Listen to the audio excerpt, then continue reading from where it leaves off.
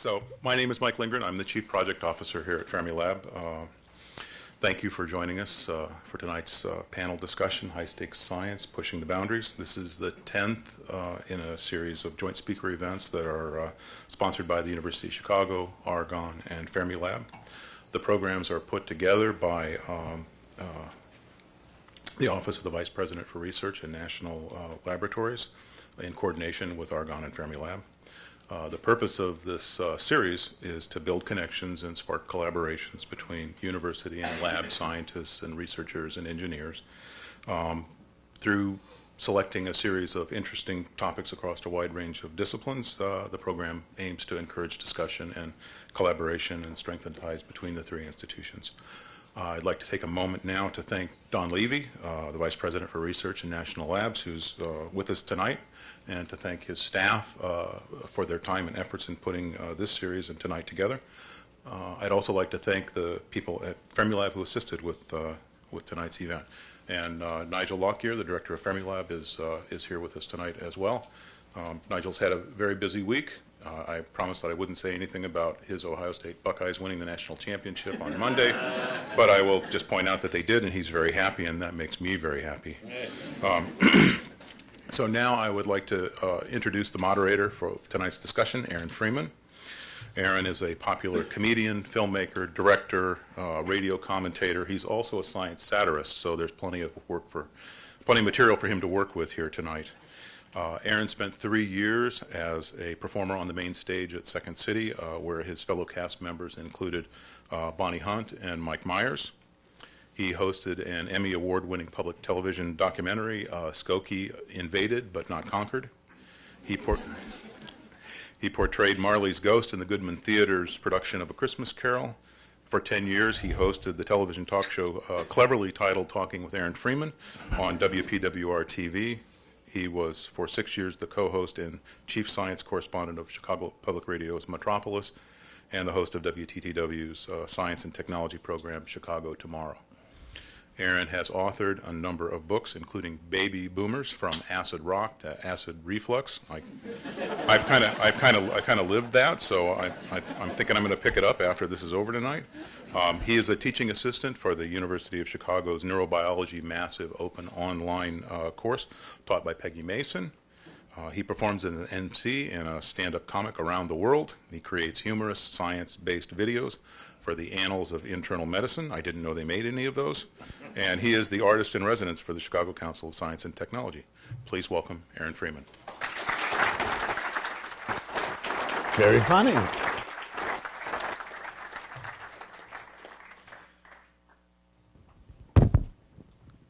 So a botanist walks into a Walgreens and says, "Do you have any of that inhibitor for phosphoglycinate carbonic nitrile transferase?" And the woman in the store says, "You mean Roundup?"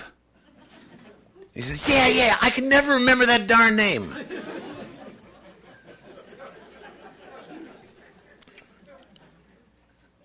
The bartender says, "We don't serve faster than light particles in this bar."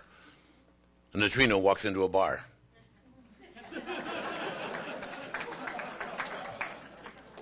Three statisticians are out duck hunting.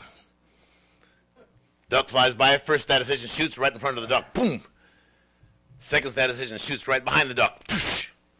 Third statistician says, "We got him."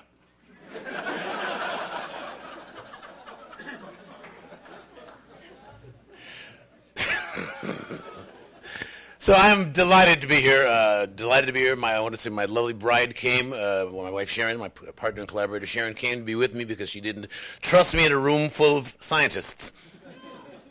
Because you know how randy they are. Hey, baby, let me show you the size of my Tempotron. So I do work for the Chicago Council on Science and Technology, and I am for them what Edward Teller called an excitable ape. Because the way you make any ape think that a thing is important is you get another ape to get all excited about it. And so that's what I do. I'm an excitable ape. So It's interesting, though, because people one of the things that everybody tries to do is figure out the connections between the science and the real life. And, of course, as a Negro, by the way, I do want to, speaking of which, I have to give a shout-out to my brother, Dr. Herman White. Well, no, but it's very important because having Herman and me and this other, I don't know who your name, but I see your skin color. But no, having 3 Negroes qualifies this event for federal matching funds. So it's a really important thing to do. So, it's really, I hope you're welcome. So I'm not going to be here forever, but I do want to read something that it's a bit that I actually created a while ago, but I've never actually publicly performed it, but this seemed to be an appropriate group to perform it for. You want a physicist to speak at your funeral. And you want the physicist to remind your grieving family about the conservation of energy, so they will understand that your energy has not died.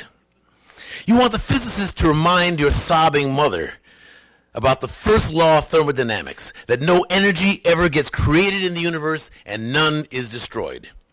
You want your mother to know that all of your energy, every vibration, every BTU of heat, every wave of every particle that was her beloved child remains with her in this world. You want the physicist to tell your weeping father that amid the myriad energies of the cosmos, you gave as good as you got. And at one point, you would hope the physicist would step down from the pulpit and walk to your broken-hearted spouse there in the pew and tell them that all the photons that ever bounced off your face, all the particles whose paths were interrupted by your smile, by the touch of your hair, hundreds of trillions of particles have raced off like little children, their ways forever changed by you. And as your widow rocks in the arms of the loving family, may the physicist let her know that all the photons that bounce off you were gathered in the particle detectors that are her eyes. That those photons created within her constellations of electromagnetically charged neurons whose energy will go on forever. And the physicist will remind the congregation of how much of all of our energy is given off as heat. And there may be a few fanning themselves in the church as he says it. And he'll tell them that the warmth that flowed through you is still here, still a part of all that we are, even as we go on with the heat of our own grieving lives. And you want the physicists to explain to those who loved you that they need not have faith. Indeed, they should not have faith. Let them know that they can measure, that scientists have measured precisely the conservation of energy and found it accurate, verifiable, and consistent across space and time. And you could hope that your family will examine the evidence and satisfy themselves that the science is sound and that they will be comforted to know that your energy is still around. According to the law of the conservation of energy, not a bit of you is gone. You are just less organized.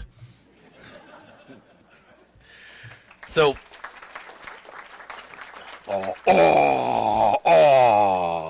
you're so sweet.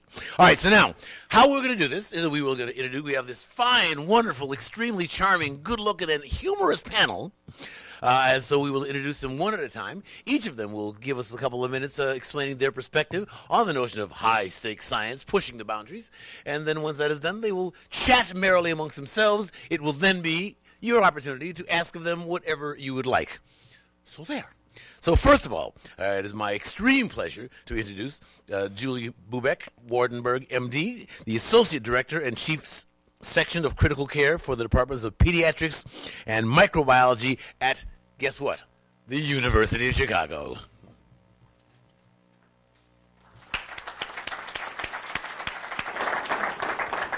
So thank you for the introduction. It's really terrific to be here. So what I thought I would do is contrast the two different spheres of my life. So I'm the Chief of Pediatric Critical Care at the University of Chicago, and my second hat is as a researcher in the field of microbiology. And what I'd like to tell you a little bit about where I saw even from my own eyes a little different perspective on risk and the stakes that a physician encounters has really been the confluence of these two interests of mine in the wake of the Ebola crisis. So as the Chief of Pediatric Critical Care, I run and oversee a 30-bed pediatric ICU that manages the care of patients with all manner of medical and surgical life-threatening illness. And as you might imagine, in a critical care unit, the stakes are high and they're very tangible. The life of a child is what's at risk. And for the practitioner in this environment, this risk is palpable because we see how life can be lost very, very quickly. And I think as the practitioner in this type of environment, the risk is felt when one considers the absolute stake, which is a child, and when one then looks at our knowledge base within medicine. And on many levels, we are very fortunate in critical care in that the field has changed quite a bit over 30 years, and we have a great deal of knowledge that we did not have. But on a different level, there's still a good deal of knowledge that we do not yet have. And some of the risks, while we can mitigate them with our current therapies and our current strategies, we are not able to obviously change the course of every disease process. And for me, this dovetails into the reason why I'm a researcher. So in my research laboratory, I study life-threatening infection. So I run a pretty reasonably sized laboratory with a goal of understanding a very common drug-resistant organism called Staphylococcus aureus, or the superbug, or MRSA, as many of you may have heard of it. And what we do is we understand the molecular mechanisms by which this bacteria causes disease through a number of different model systems. And the goal of this is to develop new therapies and new vaccines to prevent this disease. So I think these two spheres of my life really came together in a very interesting way insofar as my work in the research field has enabled me over the past number of years to be very much associated with the biosafety community and to learn many of the practices that are common for the protection of researchers in the research environment. And I've had very specific training in high-level biocontainment to use these life-threatening pathogens. And as the university began its preparations for the management of the Ebola crisis and the potential for children from Western Africa to arrive in Chicago and prepared the response to that, I led this response from the pediatric side to ensure that these children, when received at the university, would be provided with appropriate critical care. And it was very interesting to me. I'd like to call up slide 43, if I could, please. So it was very interesting to me the first time that we took a patient with concern for Ebola virus disease, insofar as I was not walking into a biocontainment facility to examine an animal that I had deliberately infected to understand a disease process and to try to change a disease process, but rather walking into a biocontainment facility to take care of someone's child that may actually have one of these disease processes that the United States knows relatively little about in terms of precisely what we were going to do to deal with this. And what's illustrated here in the picture is, I think, the antithesis of what was described in the initial presentation, in that this environment, although it's as controlled as we can make it, because of the nature of patient care, there's always an element that's not really controllable. There is no biosafety cabinet here. This is at the bedside of a child. If I could go to the next slide, please. This is just a quick illustration of what the biocontainment facility looks like for the care of the Ebola virus patients. I thought that this might be interesting to see. So these are regular medical intensive care units that have been cordoned off from the rest of the hospital. These are laid out in a very specific manner such that we have, I think, a good amount of working space to provide care for these patients. And then I'd just like to finish with my last two slides and sort of highlight a little bit of the responsibility of the practitioner and then highlight some of the risk that's become very real for practitioners in the United States and abroad in thinking about the care of patients with Ebola virus disease. So since the days of the HIV epidemic, it's been very clear in numerous publications, which I've listed here that I won't go over, that practitioners have a responsibility that's very well recognized to care for patients, irrespective of the disease process that brings them for medical care. And this, I think, has become most poignant recently when Rhode Island indicated that it's a potential breach of licensure by a physician to not care for a patient with Ebola virus disease. But I want to then take the opposite approach, and I'll leave this as food for thought, which is what is the risk to the practitioner? And I've summarized this in this Venn diagram. I think most obviously, and what certainly is on the minds of my own colleagues when I approach them and ask them if they want to volunteer to help take care of potential children that would come to Chicago that need to be cared for Ebola virus is risk to their own lives. This disease process that we do not yet have a known cure for. And I think attendant to that is risk to their families, risk to their finances, their own health long term, and even some less tangible issues such as insurability, and then the potential for ostracism within the community for having been participant in this care. So these are, I think, really a number of risks that I had never really thought of standing in the critical care unit, which to me seems like a fairly controlled environment on many days. But then walking into the Ebola quarantine, these issues, I think, become quite paramount and important to consider. Thank you very much. Now we're going to move to Joe Kanabrocki, who is Associate Vice President for Research Safety, Biological Safety Officer, and Select Agent Responsible Official, and Professor of Microbiology at the University of Chicago. Joe is a member of the National Science Advisory Board for Biosecurity, and the boy got a fine-looking beard, too. Joe? Thank you, Aaron. Thank you. I first want to thank Don, Nigel, and Peter for including me on this a really interesting panel. Lisa, I want to thank you for your help in organizing this, and Aaron, thank you. Really enjoyed working with you. Like Julie, I thought I'd speak to this from two of the different hats I wear. As you just heard, I'm a safety officer at the University of Chicago, and in my training, I'm a microbiologist, so I come at this really primarily from at least my area of expertise is on the biosafety side. And Julie and I have worked together over the years in containment settings. My job, obviously, is to help people work safely in that environment. And obviously, we will be speaking to that today to some degree. When some of the things you think about when you think about working with infectious diseases is really who is at risk. With some pathogens, it's really the individual themselves who is at risk, with really not much further risk to others because maybe it isn't a communicable disease. If you're working with a communicable disease, of course, now you're amping it up a little bit because now you're not only placing yourself at risk as an investigator in a high-risk environment, but should you acquire an infection, you may not know it at the beginning. You go on your merry way, you develop flu-like symptoms. How do you know it's something that isn't acquired from the community? So again, there are concerns, and we obviously have programs in place to monitor the health of individuals who work in these high containment settings. So, obviously there are occupational health issues here and certainly public health issues here. But I really wanted to, in addition to these issues, I wanted to kind of turn this discussion to something a little bit more esoteric in terms of dual-use research. And this really goes to my role on the National Science Advisory Board for Biosecurity. This has been an area of great interest on the part of the U.S. government for the past 7 or 8 years now. And I thought talk a little bit about dual use. So really, what do we mean when we say dual use? Well, many things we work with in our daily lives have are technologies that have been developed for benefit of society, and yet some of these things can be twisted and used in a malevolent way. And there are other things actually that were originally designed in the Defense Department that we now use every day, global positioning systems, for example. So dual use is this concept, and it's a very common concept. But so where does this become a problem? This really hit the front page 2 years ago when two scientists planned to publish research that would reveal the mutations one would need to make to H5N1 high-path avian influenza virus to make it communicable between mammals. And obviously, this would have a huge pandemic potential should this happen. So these two scientists actually came to this conclusion and they actually made this virus.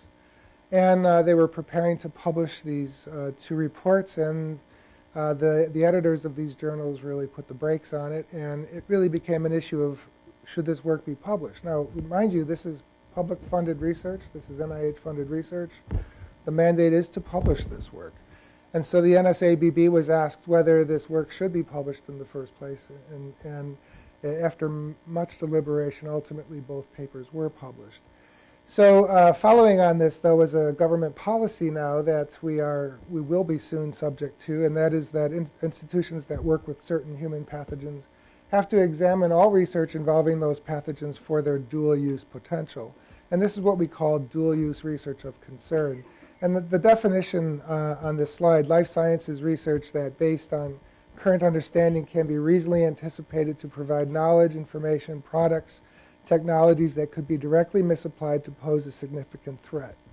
And so, again, when one embarks upon research with certain pathogens, one has to now evaluate, well, is this work potentially, can this potentially be misused? Next slide, please. So I thought I'd demonstrate this issue by just talking really briefly about an experiment that was done about 12 years ago now, 2001. If I could have the next slide, please.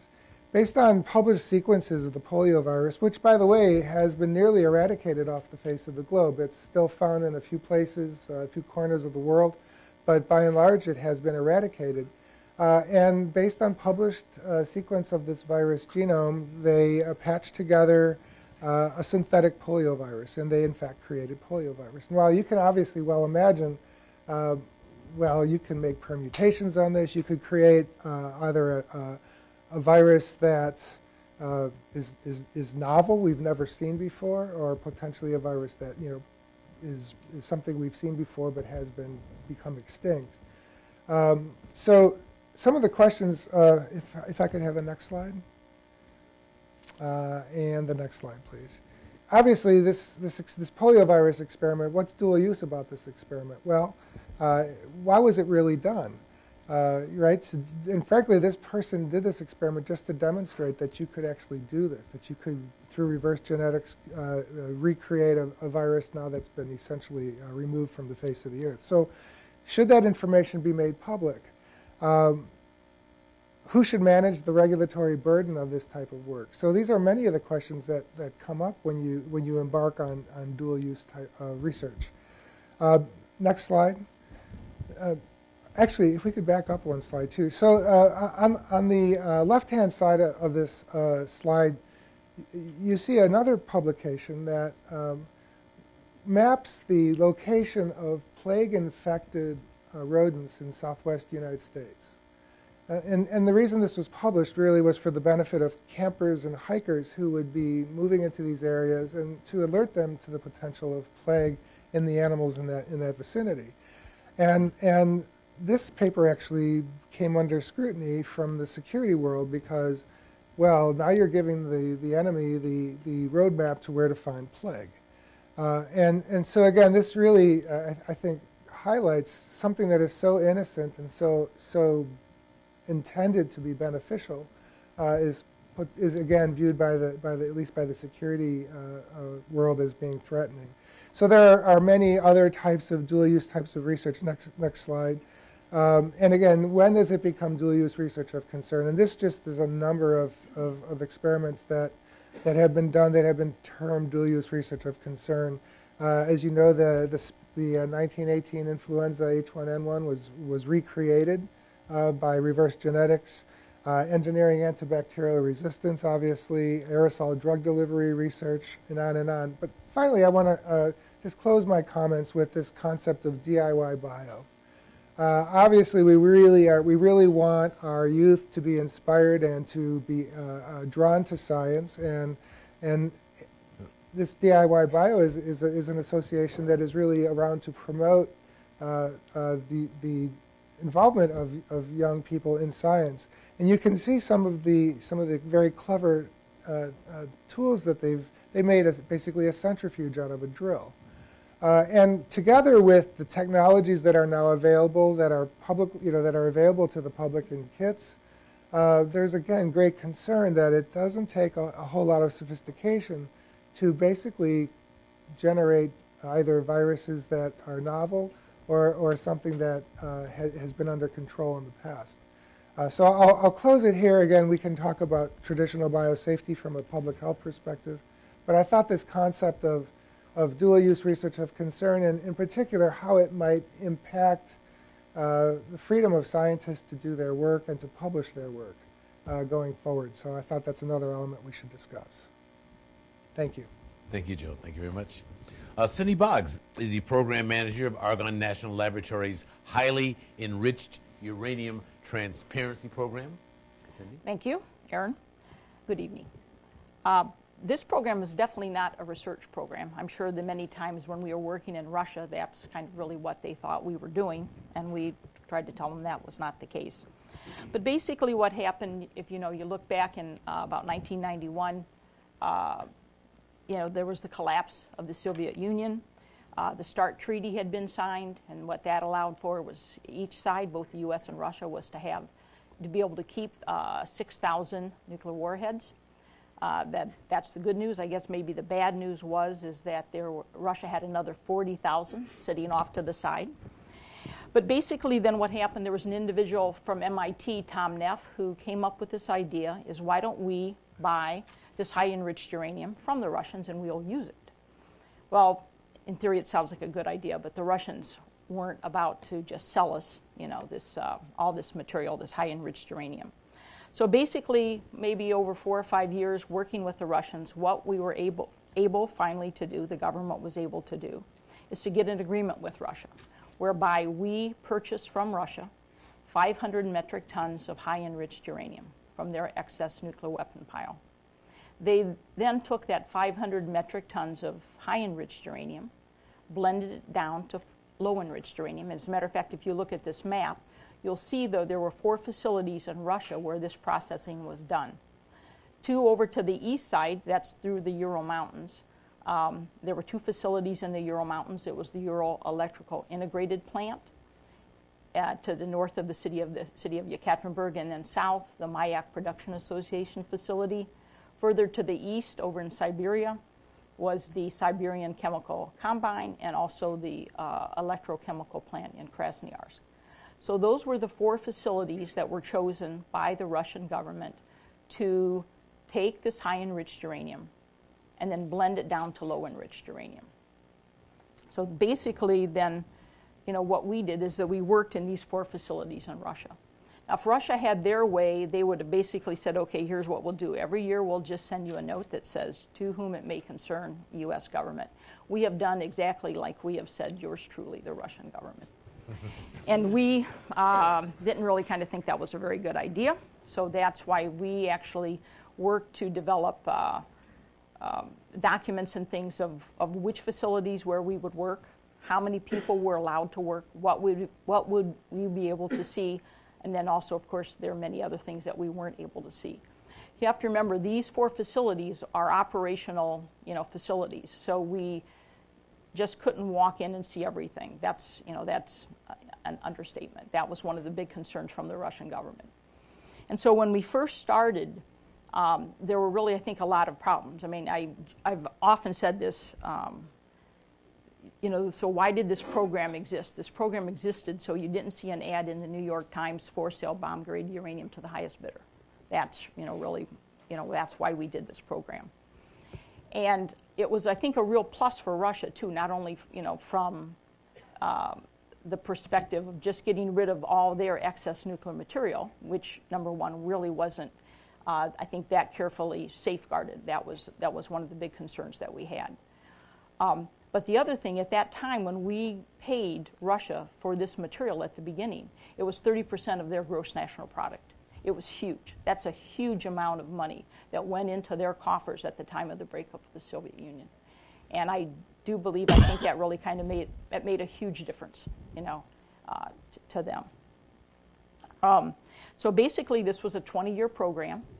Every year, we would receive about 30 metric tons of low-enriched uranium in the United States. One of the things that we always tell people that approximately 10% of all the electricity that's generated in this country comes from Russian nuclear weapon material.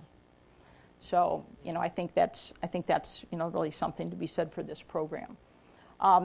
In terms of, concerns and things like that, when we showed up, we had no idea, as I mentioned before, what it would be like working in these facilities.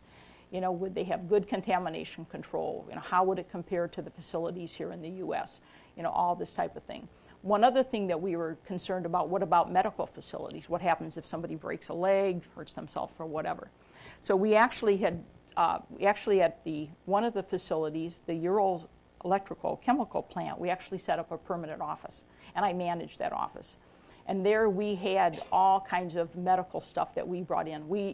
I mean, from saline solutions to syringes to, I mean, you name it. We even had a bone saw. And the slightest idea what we would ever done with a bone saw, but we had a bone saw just in case.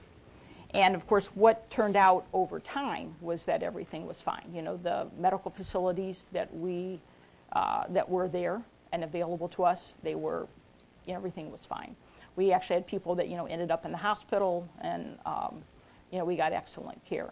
So that was one problem that we, didn't have to worry about. I mentioned one of the problems that we did have, though, at the beginning is there was not a lot of trust between the United States and Russia. Not now either, we could say that. But at that time, I think it was very hard for those first couple years because things, were misconstrued, things that we would say, things that they would say. So for the first couple years, I think it was very tough, working with them. But then I think what happened just over time, after another 17, 18 years, because this program did last for 20 years, I think we, developed a very good working relationship. And of course, that uranium has, benefited us. And as a matter of fact, now, the Russians, now that this is complete, the Russians are able now to sell uranium, low-enriched uranium, to us on the open market, where before that was forbidden.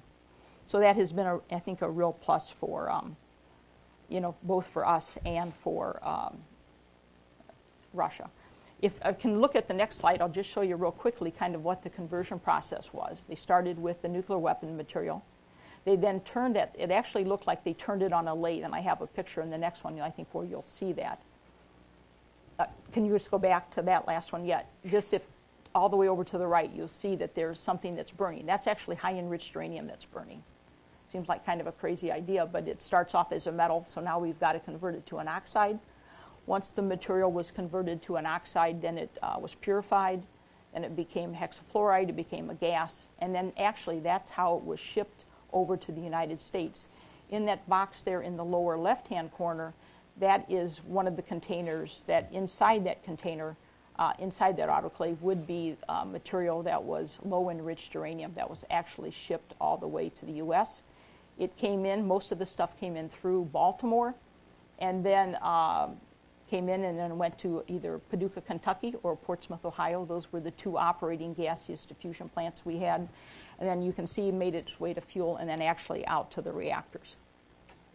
And the next slide, this is an interesting, so we actually had a lot of U.S. equipment over there that we used to make sure that that material that showed up in the United States actually started with as high-enriched uranium. That was a very big concern because the facility where I worked most of the time and where we had our office, they're the largest producer of enriched uranium in the world. Okay, so what we didn't want to do is be buying the low-enriched material that just started out as low-enriched material. So instead, what we actually did, we had all kinds of equipment inside the plants that we used, and then we're able to determine that this material was indeed, from high-enriched uranium. If you go to the next one, we'll just look at these kind of very quickly. This is actually containers of uranium, enriched uranium. And in the next one, this is actually, here's a good picture, I think, of this is material. This is high-enriched uranium, that the weapon components. And basically, if we looked at that material, it actually looks like they just took these components, turned them on a lathe, and then they burned them, and then that turned them into an oxide. There's just another picture of just some of the activities where we would work with the Russians in their facilities. That's one of the things that I think I mentioned before, is not only were we there observing everything, and which we were allowed to do at these 4 facilities where we were allowed to go in 6 times a year for 1 week at a time, but at the same time we had a permanent office which we had people there all the time going into one of the facilities. But basically then also what we would do, we would come back and bring all of that data back, all the paperwork, and we would come back with piles of paper. And basically then what we did back here in the U.S., we would take that data, and I describe it, we twist it, turn it, try to look at it every different way that we could think of to look at it, to make sure that we could say to ourselves that yes, that material that showed up in the United States actually started out as high enriched uranium. In the next slide, this is the results after 20 years. The program ended successfully, I think, in December 2013. The last shipment of material showed up in the United States in Baltimore. And I have to say that I think of any of the programs that the other programs too that we have been involved with Russia in, that this one is was definitely the most successful non-proliferation program that we have had, number one. And number two, I've often said that there will never be another program that will have access to these Russian facilities as did this program. Thank you very much, Cindy. And last but by no means least, Rick Tesarek, who is a physicist and the NOVA, how do you pronounce it, NOVA? Nova, that's correct. Okay, well, I mean, because it's got the small little V there. I didn't know if that was a special term. The NOVA. It could be. There's linguistic things that happen. You don't know. He's a physicist and the NOVA deputy project manager here at Fermi Lab. Rick. Okay, so it seems I have a hard act to follow after the previous speakers here. The little V that you see there is actually a Greek letter nu, and this is a way of us to make kind of a linguistic pun. So as Aaron was noting, ignorance has its humor. I was a deputy project manager for the last 5 years on the NUMI off-axis electron neutrino, that's the little funny symbol there, appearance experiment, or NOVA. If we go to the next slide, just to explain a bit about what NOVA is. So this is an experiment to look at to study the properties of neutrinos. And for the non-physicists and the people who don't watch The Big Bang Theory on a routine basis, neutrinos are the most ubiquitous particles in the universe. There are neutrinos that are left over as relics of the Big Bang. There are neutrinos that come from the sun as part of the burning of the nuclear reactions that form as fuel in stars. And we have neutrinos that come from the Earth as part of the radioactive decay of the materials that make up the Earth here. One of the interesting properties of neutrinos, as part of the excitement of why we study these, is again, they're the most ubiquitous particle in the universe. Can I have everyone hold up your hand? Okay, you have 7 billion neutrinos going through your hand right this minute for every second that you're holding it up here. These are neutrinos that are coming from the sun. So since the sun is set, these are neutrinos that have also gone through a large fraction of the Earth already. This is day or night, these neutrinos are coming through you. So that's part of the fascinating kind of strange properties that these particles have and why we study them. So let me get back to what NOVA is. So NOVA is really an experiment to study these particles. For that, you heard that we have one of the most intense neutrino sources here on site. As part of the project, we improved the accelerator complex to make that neutrino source even more intense. We enlarged our facilities here on site by digging an alcove in a cavern to put a 300-ton detector. And then in northern Minnesota, near the Canadian border, we put another detector that's 14,000 tons. And the interesting thing about this is all these detectors are made out of plastic. And they're filled with baby oil. So I'm not the only person that's a part of this. This is a collaboration of 180 different collaborators from 39 institutions. 50 of those collaborators are, in fact, students. And this represents 7 countries. And you can see from the photographs here, there's a photograph of the different country flags where people come from. And then it also shows the bright and shining faces of some of my colleagues here.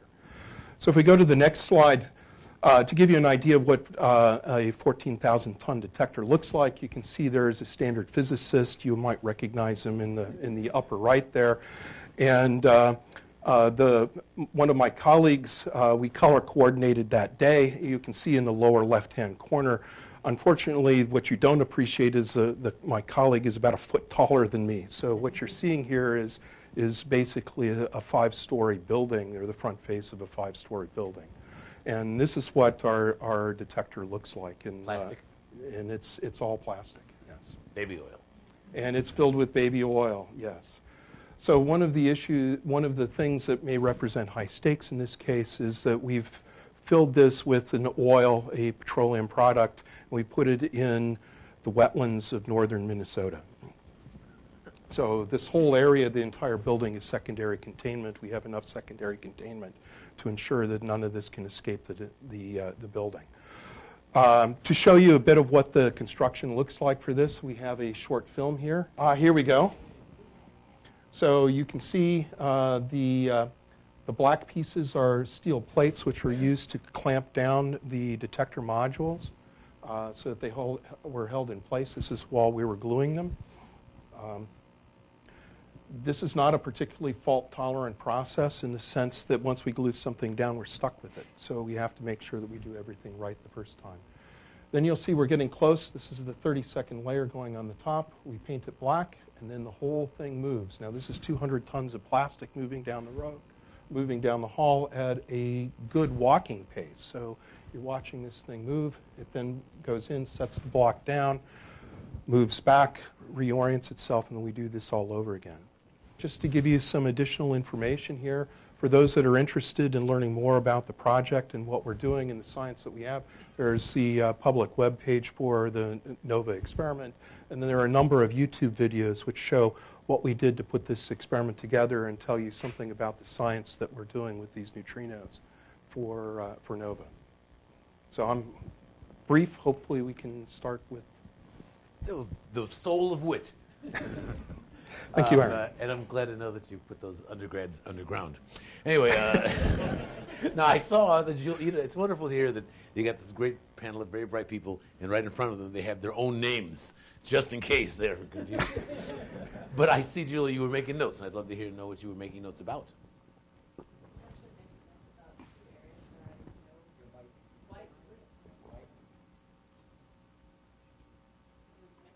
Notes on the Russian nuclear warhead disassembly process and the neutrinos, which I actually know quite little about. Okay. So I'm curious. I'm curious about you. When you were in there, you had a sort of trial run of the Ebola Care Center. Mm-hmm. So you go in, you put all your stuff on, you got all your equipment, so are you totally safe? You're not worried? You know that everything works, the science is good, the protection is good? So it's a very interesting question that I actually thought about that evening when I was in there. So objectively, because I've been biosafety trained, I know that the science is good. I understand the equipment, I understand how to use the equipment, and previously in my experiences in the biocontainment facility, I actually did always feel quite safe. It was quite different for me moving into the biocontainment with a patient because the nature of the procedures were very different. The control is lost on some level. When you have a living, moving child, this is quite different than the control that one can achieve in the biocontainment facility with planned experiments and the techniques that you're extremely familiar with. And I think the other thing that brought to me at least a little additional feel of risk is that I've never performed any procedures on children in this garb. And the nature of those procedures is, I think, quite different than the nature of the procedures that are done typically in the animal experimentation lab. So I think the newness of it, even though on some level I was very comfortable in that equipment and more comfortable than all of my colleagues that were helping to take care of this child, I think that How could you tell? Were they all shaking or something? Well, no. How do you know you were more comfortable than them? I think just based on the nature of conversation, it was apparent to me that I was in that in that evening and in the first days of that child's care, certainly the leader in that group, to reassure folks and to remind them that the safety practices that they've learned are indeed good practices, and to just reinforce those practices. So, it's interesting about safety, because I know both Cindy, you and Joe both have worked in fields that involve biosafety and biosecurity. And those are different critters, right? Could you, either one of you want to address that for a second? What's the difference between biosafety and biosecurity? Sure. So biosafety, well, it's a really interesting point, because in different parts of the world there aren't two different terms. So in French, for example, biosecurity is correct? It's one term, and it means both things. And so you have to be very careful when you're speaking, especially internationally, that how you use your terms. For me, biosafety is how do you protect the investigator from their work, and how do you contain the work so you don't release it into the environment. That's what biosafety is about. Biosecurity is really about keeping the bad bugs out of bad people's hands, right? It's about now, on one level, it's about keeping bad people away from bad bugs. On another level, though, biosecurity is, for example, with something like foot and mouth disease virus, which is a virus that infects cattle. Biosecurity there is making sure that you leave things on the farm, if you will, that you don't bring it with you. And then there's actually a third element, which is called biosurety, which is really about surety? Biosurety. Surety, okay. And it's a military term that refers to personnel reliability. And so this is about the insider threat. And so all three of these elements are really very important when you're running a facility that works with select agents, which are pathogens that have been determined to be potentially useful as weapons. So biosafety, biosecurity are different, but in my mind, you can't separate them. You can't really have a good biosafety program if you're also not providing security for those elements. And obviously, personnel reliability is also very important. So it's all linked. Cindy, were you thinking security when you were in Russia? Or Yeah, were you just thinking I safety, think hopefully the Russians were thinking more about, quote, security than we were. But, Joe just made the comment about safety and security. Same thing true in Russian, in the Russian language. It's one word. As I mentioned, I think the facilities that we worked in, were safe. Safe for, the working conditions. One of always the concerns, though, that we had, for example, was more like the security. That's exactly why this program, took off and why we did what we did. After the breakup of the Soviet Union, things weren't good. People were losing jobs. A lot of the workers over there, their goal was to, feed their families. And all of a sudden, if you lost your job or thought you might lose your job, maybe it might be, you might want to try to get something out of the facility, get some high-enriched uranium out and to be able to sell it to somebody, for example. And I think that's the big kind of concerns, that we had. And that's exactly, why this program was done, just because that we were concerned that the stuff would end up, in the wrong hands. And when we were working in the facilities, from actually in the 20 years that our program lasted, we saw many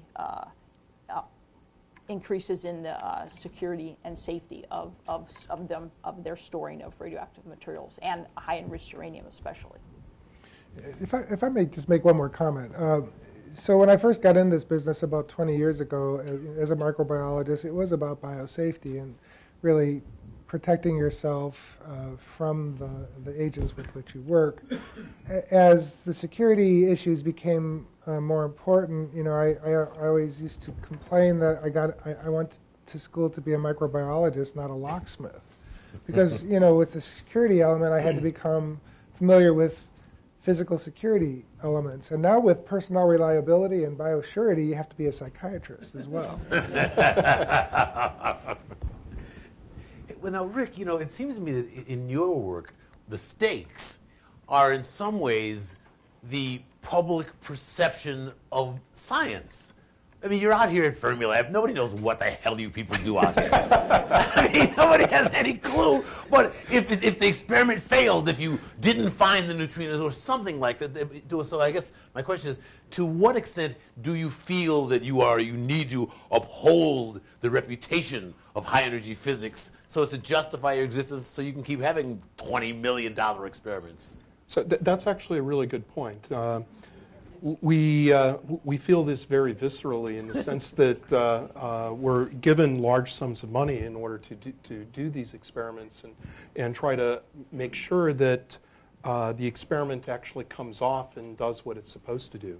So part of my job as a project manager was, in fact, to make sure that we were delivering good value for the taxpayer, so among other things. But as a scientist, one of the things that we're primarily interested in is actually the knowledge. One thing that I would like to point out here is that people, in terms of the stakes, there are lots of people that invest large fractions of their lives looking for something that that we may not see. I will give the example of a funded project from some time ago. There was a gentleman who looked for something, didn't find it, found something else instead. This guy was named Christopher Columbus. So again, we're in it here to look to see if there are any surprises. What do we actually, are we able to understand what nature is telling us? Are we able to, again, for the stakes here in the sense that we want to give good value to the taxpayers and such, make sure that they're getting something for their money. Do you really think about giving me good value for my tax dollars, or like do you think about maintaining the funding stream for Fermilab? I'm more worried about making sure it works. Okay. Because there we can't do the science if the apparatus doesn't work as advertised. But if you didn't find, like if you hadn't found neutrinos, that would not necessarily, just as Columbus didn't find India, right? It worked out okay. It worked out okay for him. Yeah. Well, yeah, it's true. But I don't know that he had to spend a lot of time defending himself to Isabella and Ferdinand at the time. I'm sure that if it doesn't work out or if it didn't work out for Nova, that I would spend a lot of time in Washington explaining that. You know, Julie, you said something in our conversation before that I thought was really interesting, which is that as a physician, you guys, the doctors feel compelled to go out there and try to heal people. Like when you said you walk into this facility with now some person who may have some horrible disease that you are moderately certain you won't get. But does this, I mean, I guess what I want to ask is if the doctors, if MDs' compulsions to heal, do you have to fight, does that compulsion have to wrestle with your sense of safety? You know, with your desire, with your sense of self-preservation. On one level, you got to go help them. On the other level, you know, are you willing to take risks to your own safety to help these other people who you don't even know and who won't give you funding? Yeah, that's it's a very interesting question. I think one that became really at the forefront of my mind when I, as the leader of the critical care unit, had to turn to my 15 faculty and ask them if they would be willing to volunteer to take care of these patients that may have Ebola virus disease. These are faculty that I've known for, many of them, 14 years. I've worked with them side by side in the critical care unit. I've seen the best and the worst of what's happened in that ICU with these colleagues. And it was uncomfortable for me to ask, and I think it was on some level uncomfortable for them to be asked, because it really was a very clear line. There were 5 of us that were willing to do the training and were willing to take care of these children. And the rest said that they were not willing at the time. And of course I understand that it was not my role to ask or to prod or to try to, you know, get folks to go from one group to the other, but rather to realize that that was, you know, a level of risk that some folks were willing to take, perhaps because of some compulsion or some deep-seated feeling that this was the thing that we should do. Your mission. And others, you know, had to weigh that against the very issues that I had raised that for them were too much to take on. You know, Joe said something really I think was interesting, too, about how you have to become a psychiatrist now with all these concerns about internal security, and I would imagine that to some extent all you have to do that, right? Because you had to, Cynthia, you had to be a psychiatrist in Russian. You had to kind of figure out, because you said there was not trust, there was not so much trust at the beginning, so you had to understand, had to guess at to what extent people, and so how does that change your work? Because I assume you didn't sign up to be a psychiatrist either. No, I didn't sign up to be a psychiatrist and probably couldn't have done a good job anyhow. But it was interesting. One of the other things if anybody's ever worked with any Russians, you might have seen this. I'm going to look around this room right here, but basically one of the things that we found is that no doesn't mean no, because the first year they ask them no, can you do it? No. Can you do it? No. And then over time, well, no, well, maybe no, like that, until finally we would get some things done. But I think it was really hard at the beginning because there was no level of trust.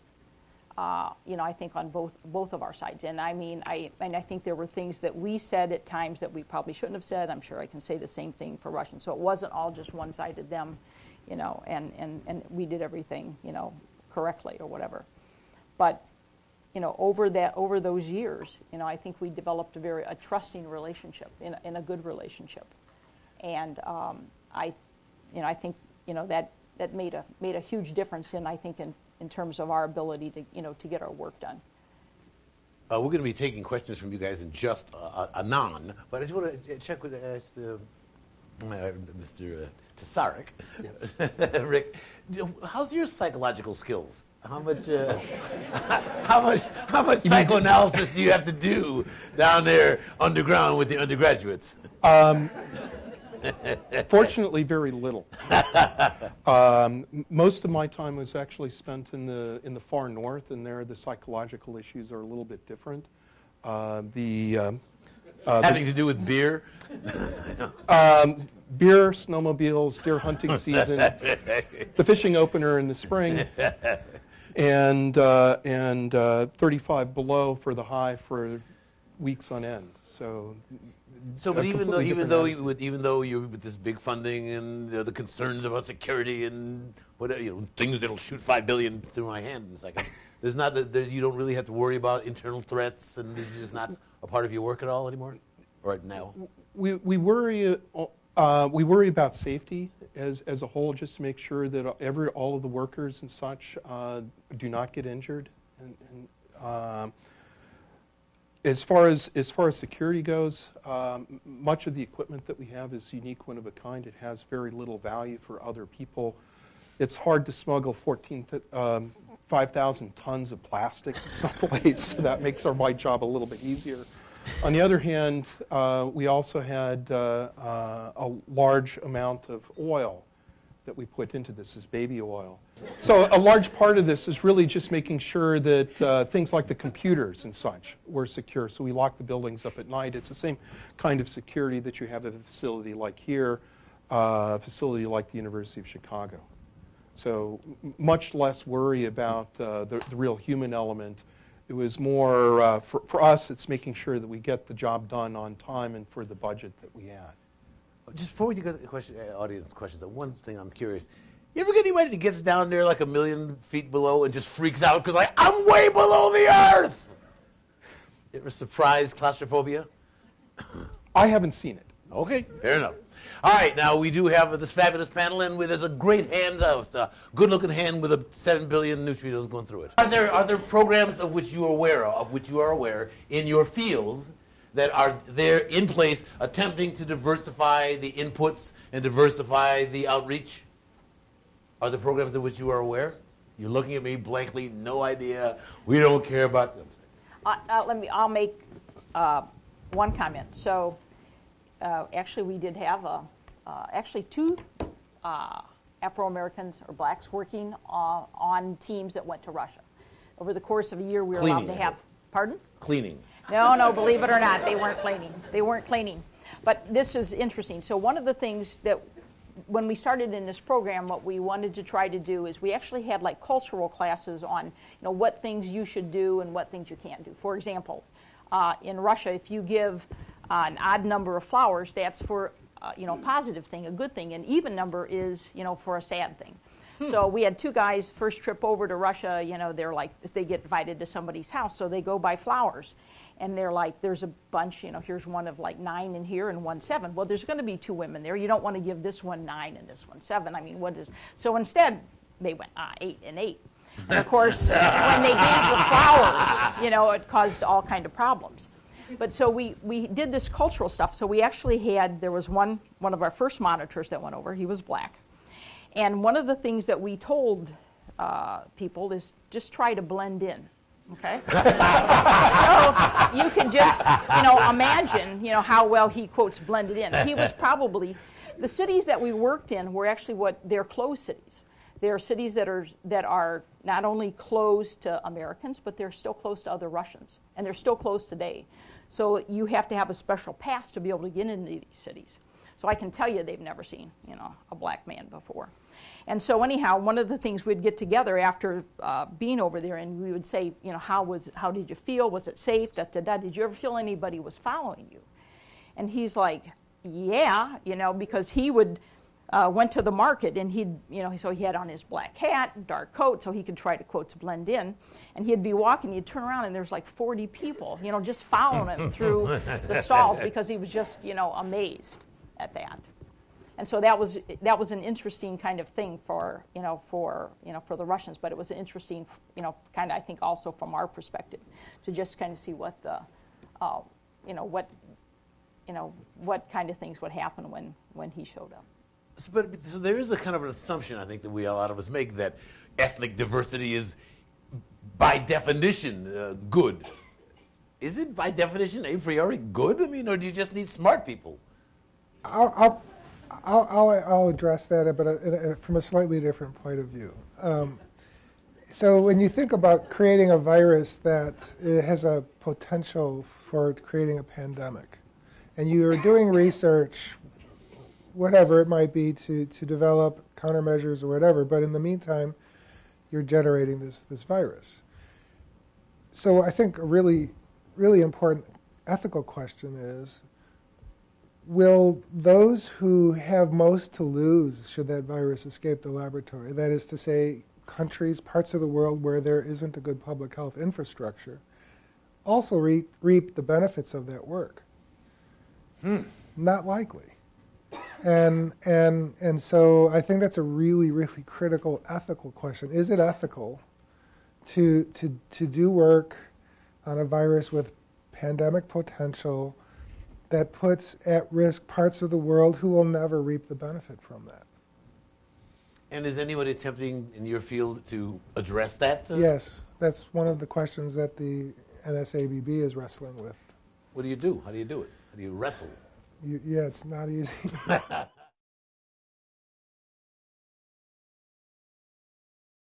So the lifetime of the NOVA experiment itself, we've engineered this to last for 20 years, and we expect that we'll probably be using it for a substantial fraction of that.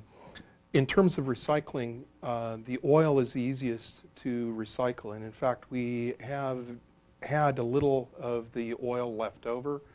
We can't predict exactly how much we needed to put in the detector, so we purchased a little bit more. It turns out that the local power plants really like this oil. It burns incredibly clean.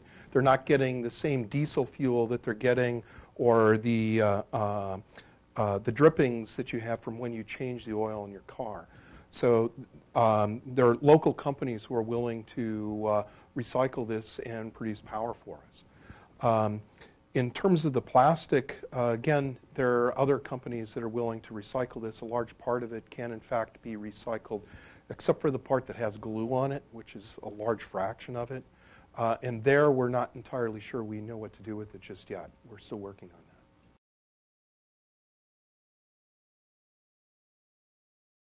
that. Liquor helps. Sometimes a lot. I think on some level this is what you're comfortable with, right? So I would not be comfortable thinking about a neutrino all day. I mean, I can't, I don't understand it, and I can't, it's not tangible to me. So I think, you know, we're all fortunate as scientists insofar as we have different interests and different background and different training experiences. So I think we sort of mold in some way to the field that we're in. And I think that perhaps gives us all some level of comfort on a day-to-day basis, irrespective of what it is that we do. So yeah, you're absolutely right. There are days that I don't sleep particularly well.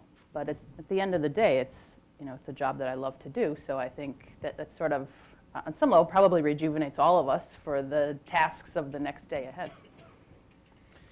And on that note, I want to thank Lisa LaValle, without whom I wouldn't be here. And thank you all very much for being here.